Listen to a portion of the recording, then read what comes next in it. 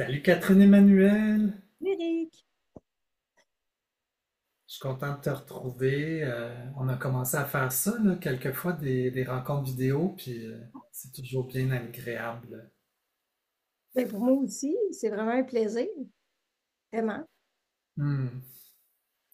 Ben, aujourd'hui, on se parle de présence web. Je vais, je prépare un atelier que je vais offrir exclusif pour l'instant là, au monde de la STRAC. Puis, j'ai tout de suite pensé à toi, en fait, parce que je te vois sur le web. Donc, quand je pense présence web, il y a quelques personnes qui me viennent en tête, dont Catherine Emmanuel. Alors, j'étais curieux de voir, c'est quoi pour toi la présence web? Qu'est-ce que ça, comment ça se vit? Puis, qu'est-ce que tu fais pour prendre soin de ça? C'est quoi cette bête-là pour toi? Ben, ben, en fait, moi, je vais t'expliquer d'où je viens au point de vue du monde des affaires, si on peut dire, parce que tu sais, au CRAM, on parle de toute la formation du thérapeute, comment il accompagne ses clients, tout ça. Il y a une mini partie à la fin de la formation où on s'approche un peu de Hey, by the way, on n'est pas juste des thérapeutes, mais on est aussi des entrepreneurs. Et moi, je veux partager avec les gens qui vont voir notre discussion d'où je viens par rapport à ça, le côté entrepreneurial. En fait, Mhm. moi, j'ai grandi dans une famille où mon père avait créé son entreprise. Donc, quand je m'assoyais à la table de la cuisine, on était mon père, ma soeur, moi, puis ben, ma soeur et moi, on assistait à des discussions qui parlaient de business, de relations clients, de gestion d'employés. Moi, j'ai assisté à ça, puis j'ai comme eu droit au-dessous un peu de l'entrepreneuriat. C'est plus tard que je l'ai réalisé, que j'ai réalisé que mon père m'a inculqué des valeurs en partageant avec nous, avec ma mère, ce qu'il faisait pour aider ses clients, surtout pour développer la relation client. Hmm. Puis, c'est pas innocent que je sois devenue thérapeute en relation d'aide parce que moi, la relation, c'est super important pour moi. C'est au cœur de ma vie. Puis, comment j'ai approché toute la notion de présence web, puisque c'est ça la thématique. Ben, moi, quand j'ai commencé, en fait, parce que le thème, pour ceux qui ne connaissent pas ce que je fais, moi, je parle du vécu des femmes sans enfants par circonstance, des femmes en deuil de la maternité et des femmes qui ont aussi choisi de ne pas avoir d'enfants. Quand j'ai Hmm. commencé en 2012, ben, c'était un sujet encore tabou, mais c'est l'était encore plus. En fait, il y avait presque personne qui en parlait. Donc, moi, j'ai commencé à la base à travailler ma relation client. C'est-à-dire, moi, mon père, là, je reviens à mon père, quand il voyageait, il faisait des voyages d'affaires pour développer, posons, il allait voir un client dans l'Ouest canadien. Ben, il savait qu'il avait déjà travaillé avec un autre client qui était dans une ville proche. Alors, il faisait un petit croche pour il allait voir son client, mais il allait prendre le temps d'aller voir son autre client juste pour le saluer, pour aller prendre de ses nouvelles, pour jaser avec lui. Bref, pour maintenir le lien.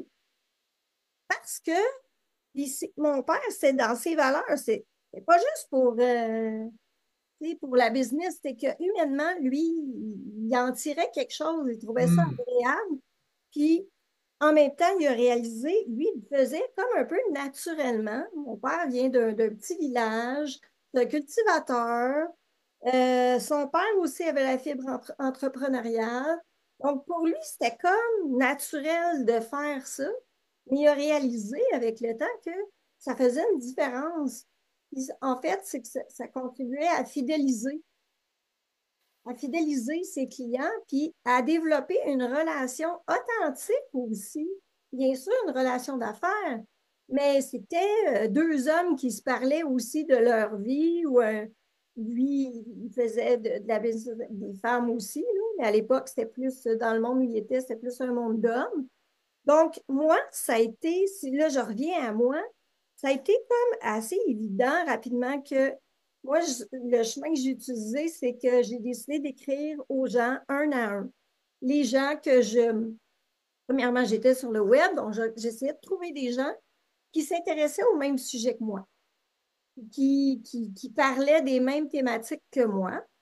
Donc, je créais des liens en envoyant un simple message par Messenger, les messageries. Moi, c'est comme ça que j'ai commencé. Une personne à la fois, j'envoyais des messages juste pour connecter, pour dire, hey, by the way, je fais ça, je parle de ça, si ça t'intéresse. Même chose avec Mhm. les journalistes. Moi, ça a été, j'ai beaucoup envoyé de emails directement à des journalistes, à des pages Facebook, pour me faire connaître, pour dire c'était quoi ma mission. Et évidemment, j'ai eu un paquet de, il n'y a pas de service au numéro que vous avez composé, là. On s'entend. Euh, Mhm. j'ai eu des retours aussi.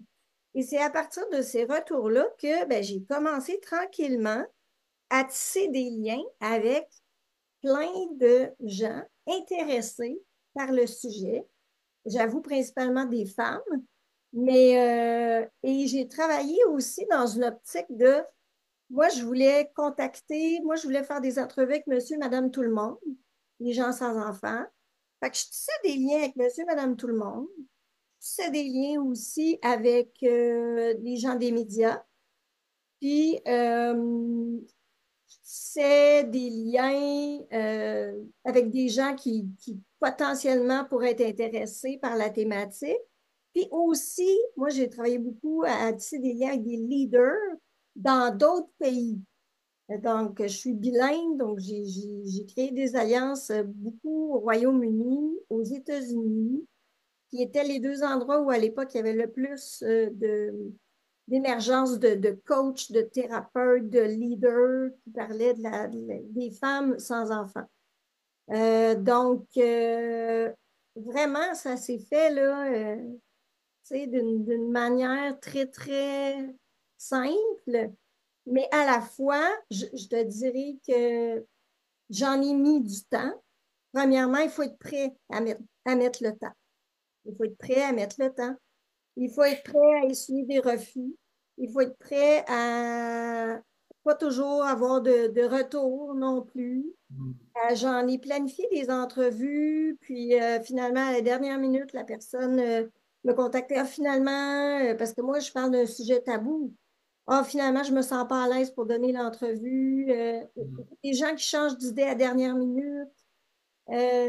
Donc, Donc, tu as eu à gérer de la déception, je présume. oui, ben oui, j'ai eu à gérer de la déception, effectivement, mais je pense que si je suis rendue où je suis rendue là, puis tu sais, j'ai pas tout accompli ce que je voulais accomplir, pas en tout, là, mais ça a rapport avec 100 fois sur le métier, on remet son travail. C'est vraiment un travail qui demande de la persévérance, euh, une somme d'énergie mobilisée, mais sur une longue période. Fait que c'est à plus rapport avec le travail d'une marathonienne que d'une sprinteuse. Ben oui. Comprends? C'est c'est vraiment ça. Puis ce qui est super important, puis c'est important quand on communique, quand on veut avoir une présence web, pour que ça soit fort, c'est que notre niche soit claire. Donc, si tu es au clair avec les gens que tu veux aider, slash les clients que tu veux avoir, parce que c'est une entreprise, c'est une mini-entreprise qu'on crée quand on se lance comme thérapeute, ben, il faut que tu saches exactement à qui tu veux parler, puis il faut que tu deviennes un expert. Donc, tu arrives à connaître ultra bien les besoins de tes clients et leurs questionnements existentiels et ce qu'ils recherchent pour être en mesure, après ça, d'aligner ton message sur ces trois éléments-là. Et si tu es au clair avec ça, si c'est clair dans ton esprit, ça va être clair pour les gens qui vont qui vont te suivre, qui vont... donc, c'est Puis ça. éventuellement convertir Éventuellement. certaines personnes vont Ouais, solliciter tes produits et services, on va dire, d'un point de vue commercial. ouais, ouais. Il y a aussi dans la présence web, ben, justement, quand tu publies quelque chose, puis que tu vois que quelqu'un met un commentaire ou ben, c'est important de répondre, de donner une réponse parce que c'est quand tu commences à répondre, c'est là que commence la relation. C'est là que ça commence la relation. Et, et là, ben, c'est à toi de décider quelle énergie tu mets dans cette nouvelle relation potentielle qui peut devenir, oui, éventuellement un client, mais qui peut être juste quelqu'un qui va te suivre parce qu'il apprécie ou il apprécie ce que tu fais, ta présence, ton énergie, ce que tu dis, ta contribution. Donc, moi, je pense que c'est important de garder en tête qu'à la base, c'est une relation avec un autre être humain que tu veux créer et tu ne sais jamais comment cette relation-là va tourner parce que moi, j'ai des femmes qui m'ont suivi pendant des années qui n'étaient pas des clientes parce que je n'avais pas d'offre comme telle de service. Moi, au départ, j'informais les femmes sans enfants avec différentes publications. J'assurais une présence, mais je ne ferais pas de service. Donc, Hmm. euh, mais toujours avoir en tête que tu ne sais jamais comment tu vas arriver un jour à toucher le cœur d'une personne, puis qu'elle va être prête à ce moment-là à faire appel à toi. Que ce soit pour une consultation en 1-1, ça dépendant de tes produits, du groupe, une conférence. Donc, c'est un peu ça, un peu où j'en suis là, par rapport à la présence web. Donc, Mais j'aime bien, j'aime ton message, ça résonne pour moi que ça se base sur la relation, puis que oui, ça peut déboucher sur quelque chose de, une relation d'affaires, ou même une relation de fournisseur de services, mm, ici, de thérapie, ou de conférencière en ce qui te concerne, puis tout ça. Et en même temps, tu le fais aussi, tu perds pas de vue que ça part d'un élan euh, d'aider les personnes ouais. et d'entrer en relation avec les personnes. Donc, ça me parle de y trouver ton compte en tant que personne relationnelle. Donc, qui Oui. va aimer ça parce que ça n'en demande, ça n'en prend pour... tu peux pas juste le faire. En fait, je pense que c'est un piège de le faire juste stratégiquement.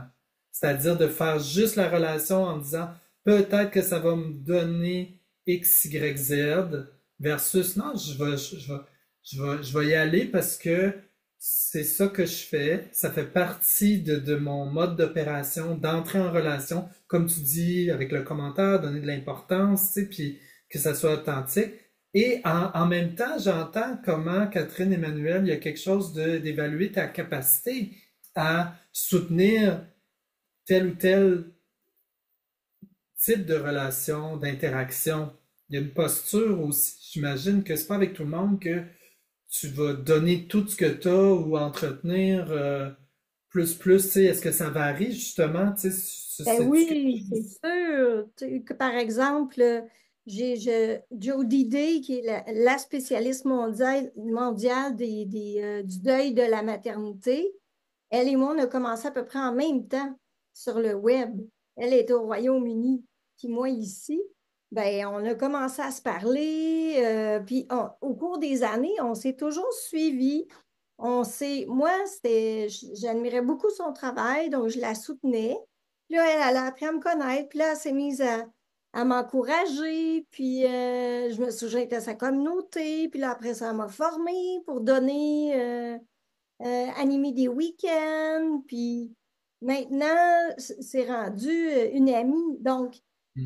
c'est fou ne pas sous-estimer la puissance des rencontres. Et moi, en plus, ça s'inscrivait dans un désir d'être en lien avec d'autres femmes comme moi.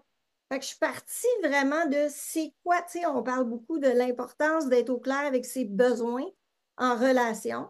Ben moi, quand j'ai créé mon blog, mon besoin, c'était de trouver enfin des femmes comme moi. Fait qu'à partir de ce moment-là, moi, ma quête a été euh, drivée par ça. Donc, c'est juste une poursuite du cheminement, un désir sincère d'entrer en relation avec d'autres femmes qui partagent en partie mon expérience de vie. Puis là, maintenant, c'est vraiment rendu de soutenir en thérapie ou à travers des groupes les femmes qui vivent leur vie sans enfants par circonstance.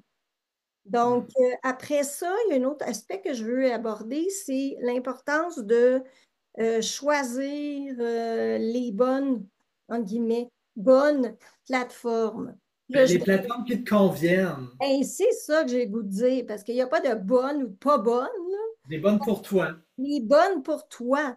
Puis moi, tu sais, je suis pas une experte, mais fait que moi, j'ai essayé à tâtons, carrément. J'ai commencé sur Facebook, là, après ça, Instagram.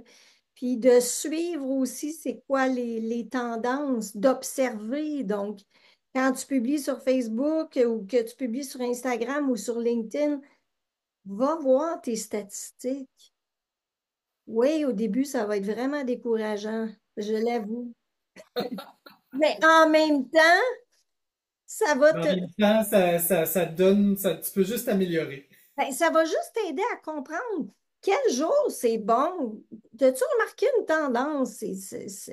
Ça pogne-tu plus tes publications le vendredi matin ou le samedi matin ou le dimanche? Donc, intéresse-toi à tes statistiques, en fait, avec curiosité. Sois curieux d'aller voir, là, qu'est-ce qu'il y a en dessous du rideau, là? J'ai publié ça, là. Puis, puis surtout, aussi, en fait, ne te décourage pas du nombre de likes. Surtout Parce que, aujourd'hui. parce que Quelqu'un qui commencerait aujourd'hui, je lui dirais ça comme numéro un, je crois, comme oui, ben, regarde, suis tes stats, mais formalise-toi pas du nombre de likes parce qu'on est rendu chiche du like. C'est ben, assez incroyable.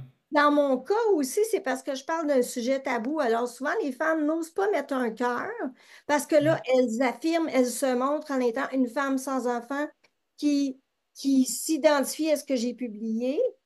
Mais j'ai pas tout le temps plein de cœurs, puis de réactions, puis de messages.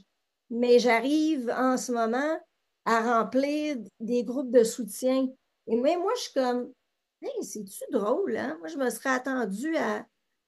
J'avais comme une croyance. Je me disais, ah, quand je vais avoir plein de likes, puis plein de commentaires, là, mes groupes vont se remplir, puis je vais avoir plein de clients.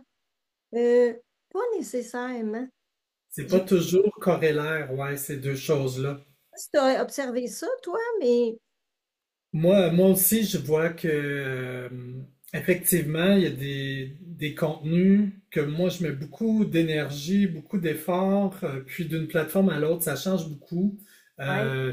C'est classique, mais tu sais, par exemple, quelque chose, moi je vais aimer faire de la rédaction en profondeur, puis de l'écriture, puis je me plains d'amour là-dedans, de la recherche, puis je peux avoir zéro like quand je partage ça.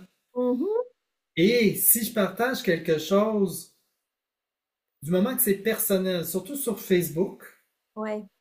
du moment que c'est personnel euh, et un peu léger, ludique, là, ça peut décoller. Et surtout si c'est moi, parce que les gens, ils veulent nous voir Ouais. aussi. Il y a quelque chose de personnel où ils veulent sans tomber dans la familiarité, mais il y a quelque chose de se familiariser avec, ah oui, c'est cette personne-là, je veux la voir. Et on aime voir des faces. Fait que si Ouais. je mets une photo de moi, puis j'ai l'air bien, puis c'est sympathique, et que, je sais pas, moi, quand j'avais mon chat, par exemple, puis que on me voyait avec mon chat, là, ça, c'était bingo, le jackpot. Et qu'est-ce que ça donne? OK, oui, ça fait qu'on va voir dans l'algorithme et tout, est-ce que ça va parler à ma cible? Est-ce que ça, en termes de résultats d'entrepreneur, justement, est-ce que ça contribue à mon apparence professionnelle? Fait que oui, le nombre de likes versus qui va s'inscrire à un atelier de formation, qui va me solliciter comme thérapeute en relation d'aide, ces gens-là vont pas liker effectivement la plupart du temps. Donc, c'est une croyance que je voulais partager parce que moi-même, je lutte contre ou j'essaie d'essayer de comprendre qu'est-ce qui se passe.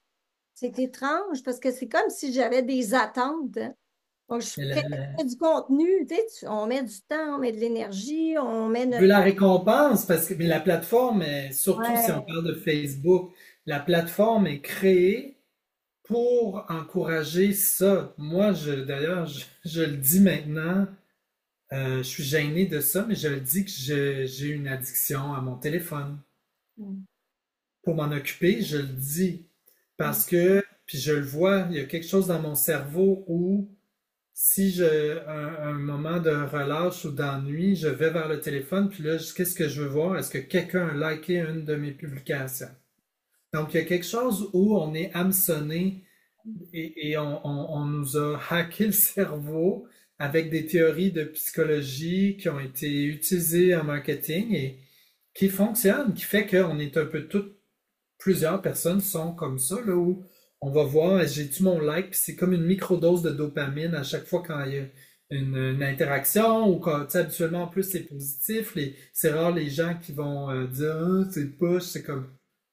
Fait que oui, c'est comme la Gold Star en haut du cahier, là, tu sais, quand dans le temps, oui, là, ou maintenant, c'est bon, le pouce en l'air, là, mais c'est comme si on s'attend à avoir notre petite récompense parce qu'on a déployé du temps, de l'énergie, de la on le créativité. mérite. On a donc besoin d'avoir des nouveaux clients parce qu'on a un compte à payer là, qui s'en vient. Donc, je veux dire, ça se comprend qu'on pense comme ça, mais ce que je veux dire, c'est que je veux inciter les thérapeutes à ne pas être trop durs envers eux-mêmes. Puis des fois aussi, je pensais qu'une publication ferait un tabac, puis finalement, il ne s'est rien passé. Fait que c'est juste qu'il faut être ouvert à recevoir des claques à la gueule, puis ouvert À rien recevoir du tout, qui est quasiment pire. à pick yourself up, Ouais, dust yourself up, and start all over again. C'est ça, ouais. c'est une Lâche chanson pas. américaine Je- là, qui dit ça, mais c'est vraiment, c'est vraiment ça. Puis tu sais, quand je suis découragée, qu'est-ce que je fais quand je suis découragée? Parce que ça m'arrive d'être découragée ou d'être tannée ou de... Je prends une pause. Je prends une pause. Je prends du temps pour moi. Je m'en vais dans la nature. Je fais d'autres choses. Je me prends un rendez-vous en régule. J'essaie de m'occuper de moi pour que reconnecter avec un espace qui est super important dans ma vie, moi, la créativité. Parce que quand ça va bien, quand j'ai... Parce que moi, il faut que j'ai quand même un plaisir. J'ai travaillé à le voir aussi comme un jeu, un peu un jeu. Le jeu des réseaux sociaux. Quand on joue à un jeu, ben, souvent dans les jeux, il y a des stratégies pour arriver à gagner la partie. Donc, en le voyant comme un jeu, on dirait que c'est moins moi que ça remet tout en question, Hmm. ma valeur, tu comprends? Ben oui, c'est ça le piège aussi, parce que c'est un réseau social basé sur la personne. On parle de branding personnel, on parle de présence web, c'est de sa présence dont il s'agit. Donc, il y a quelque chose où ça nous met en cause, ça nous met en jeu, puis ça met notre estime, notre ego, notre image de soi. D'ailleurs, qu'est-ce que moi je propose aux personnes qui viennent me voir pour des conseils en présence web, c'est de se montrer, de faire des vidéos, de partager des photos d'eux, d'elles. Et ça, c'est très compromettant parce que ça vient ça nous fait confronter toutes sortes d'obstacles intérieurs en lien avec l'image de soi, l'estime et la confiance. Oui, Puis, c'est juste normal, puis en même temps, il y a des façons de s'en occuper, comme d'y aller quand même. oui, Même puis si c'est pas parfait, ça sera jamais parfait, puis même si c'était parfait, ça serait plate à mourir. Tu sais, on le voit d'ailleurs, le succès de certaines personnes, pas tout le monde, mais plusieurs personnes de personnalités, leur succès, ça va être pas la vidéo ultra lichée, studio, là, ça va être comme toi puis moi, ou même dans ton automobile, dans le parking, tu as une inspiration, tu mets ton téléphone sur le truc, puis tu y vas, go, tu dis ce que tu as à dire, puis tu es toi-même. Ça fait qu'on a envie de connecter avec toi, on ressent l'authenticité. Quand tu forces trop, ça se sent, puis ça fait décrocher. C'est comme dans la vraie vie. ben, pour passer à l'action, faut pas être parfaitement coiffé, parfaitement maquillé, parfaitement prêt, parfaitement. Je dis pas préparez-vous pas, là, c'est pas ça que je veux dire. Ah oui, arrange-toi pour avoir de la lumière qui te met en valeur, au minimum. C'est ça, il faut quand même avoir un cadre qui te met minimalement en valeur, puis tu sais, une image avec laquelle tu es en accord, tu te sens bien, mais attendez pas d'être parfait pour passer à l'action parce que de toute façon, c'est pas ça qu'on veut voir. On veut pas voir quelqu'un de parfait, Tout on veut cliché, vous là. voir vous. Vous êtes un être humain unique, c'est vous qu'on veut connaître. Vous avez quelque chose d'unique à apporter. Il n'y a personne qui peut apporter ce que vous, chacun, pouvez apporter. Votre Ah, humour, votre énergie, votre voix, vos connaissances, votre expérience de vie, la manière dont vous avez été élevé, euh, tout ça, c'est unique. Alors, pourquoi vouloir rechercher la perfection quand justement absolument. ce qu'on nous enseigne dans la NDC, c'est d'accueillir notre unicité. C'est comme ça qu'on accompagne nos clients aussi, en étant nous-mêmes, en étant congruents. Hmm. Donc, c'est juste amener ça, garder ça en tête pour s'assurer d'avoir une présence web qui va nous apporter quelque chose comme humain, mais pas nous tirer du jus tout le temps. Ouais, Alors, parce que c'est soutenable en plus, c'est quand ça devient forcé, c'est pas naturel, ça demande encore plus d'énergie, mais c'est pas satisfaisant. Ça peut ouais, jouer dans la tête aussi. fait que c'est garder l'équilibre, essayer de garder ça nourrissant, que ça ait un sens. Euh, Demander du feedback aussi, moi, ça m'est arrivé. Ça m'arrive encore de demander du feedback sur des trucs que je fais. Ah, ça, j'ai moins aimé ça. Ah, mais telle affaire, j'aime vraiment ça que tu fais. Oui, moi, j'en demande là, du feedback. Ça m'aide parce que je me considère comme en fait, une créatrice de contenu, une créatrice de relations. Puis il faut qu'il reste du plaisir, il faut qu'il y ait du plaisir à quelque part. Essayer de trouver la source. Vous, qu'est-ce qui vous fait triper, qui va faire que vous allez rester motivé à créer du contenu? Oui, mais j'aime ça comme message t'as commencé avec ça l'entretien, Catherine Emmanuel, que c'est un marathon. Ouais, Ça demande de l'effort. Ça oui, demande de l'amour, ça demande du temps, ça demande de l'énergie. C'est approximatif, on y va à tâtons. C'est pas une science exacte. Le marketing en général, savoir qu'est-ce qui marche pas, faut que tu l'essayes. Et aussi, l'idée que ça soit authentique et tout. Donc, c'est important de trouver le truc qui te passionne. Puis peut-être qu'il y en a deux, trois trucs, mais que parce que ça va te soutenir dans ton effort. Tu oui, vas avoir plus envie de t'en occuper. Puis, tu sais, j'ai envie de conclure aussi pour les gens qui nous regardent, qui nous écoutent là. Parce que moi-même, cette idée-là de trouver une niche, de trouver un sujet ou des quelques personnes clés. En marketing, on parle de persona, là, tu sais, les personnes types. Oui. Mais moi, je suis encore en train de le définir, alors que me penche là-dessus là, activement. Mhm. Je suis encore en train c'est pas clair pour moi, là, j'ai pas une cause, tu sais, comme toi, femme Mhm. sans enfant, il y a quelque chose qui est très clair. Mhm. Et il y a un avantage à ça, justement, il y a plusieurs avantages, comme tu l'as très bien expliqué. Puis, mais c'est une orientation. C'est moi, de ces jours-ci, je vois que c'est la présence à moi, la relation à soi. Puis je vois tout mon intérêt pour la conscience, puis là je vois des liens avec comme l'énergétique, que ça a tout le temps été en arrière-plan, mais là j'ose l'amener en parallèle à ma pratique. C'est pas la même chose. C'est ceux qui peuvent se parler, puis il y en a qu'un qui s'intéresse va savoir que je suis thérapeute, même s'il pogne un contenu qui est à côté. En tout cas, il y a quelque chose d'assumer qu'est-ce qu'on aime, qu'est-ce qui nous passionne, Ouais.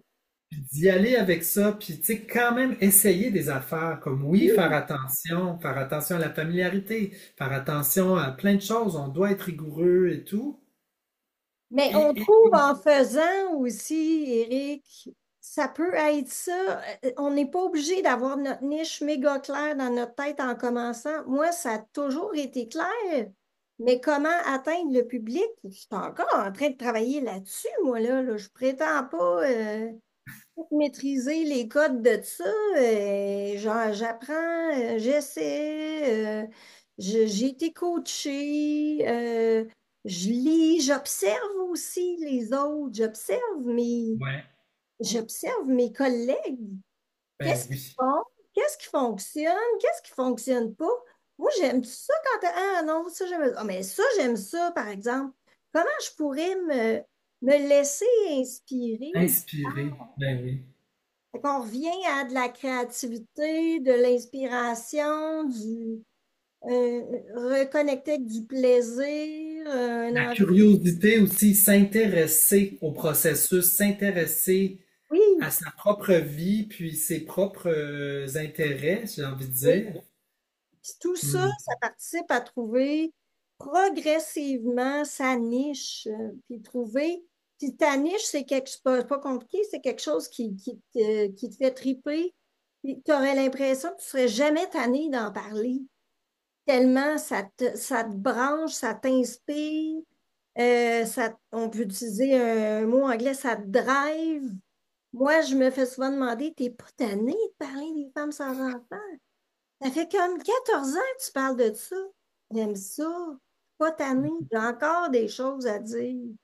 Puis quand tu n'as plus rien à dire sur quelque chose, ben, change de niche. Tu Ouais, elle évolues, évolue, ça évolue, tu c'est évolues. vivant. C'est ça. Puis c'est juste le temps Ouais. normal des choses, là. Hmm. Ça fait partie de l'évolution, notre évolution en tant qu'humain. Euh, de voir aussi notre niche évoluer avec le temps, avec comment on grandit, on se transforme, puis ce on veut apporter comme aide. Hmm. Ben, c'est inspirant, puis je suis content d'être venu vers toi avec cette question-là. Présence web, point d'interrogation. Qu'est-ce que c'est pour toi? Comment ça marche? Puis je vois que c'est quelque chose de vivant pour toi, puis je te remercie beaucoup pour toutes les clés que tu nous as offertes. Et je vais continuer de m'inspirer de ta pratique en présence web Mais pour moi, moi-même et pour partager cet intérêt-là que j'ai aussi à des collègues, puis à quiconque s'intéresse à la présence web. ben, en tout cas, merci pour cet échange riche, dynamique. Puis moi aussi, je vais continuer à m'inspirer de ce que tu fais, puis à te regarder aller, puis surtout à te soutenir. Parce que Hmm. c'est ça que j'ai à cœur d'offrir aussi aux collègues TRA, tu sais, leur dire que je les vois, leur dire que Ils que sont c'est pas tout seuls. sont pas tout seuls, On n'est que pas tout seul, on est une gang. on est dans le même bateau, puis on est là dans ma tête pour s'entraider, se soutenir, puis se tirer vers le haut. Donc, quelle que soit la circonstance, dans des moments plus difficiles comme dans des moments où ils vivent des succès, je pense que c'est important qu'on collabore ensemble, puis qu'on se soutienne. Ouais, on a ça en commun, Catherine Emmanuel. On n'est pas des compétiteurs. Ben non. Pas vraiment. Donc, Hmm. voilà. Alors, ben merci de cette rencontre. Puis, de toute façon, on se reparle, Eric. Ben oui, on reste en contact. Fait que, à bientôt. Merci. Merci, à bientôt.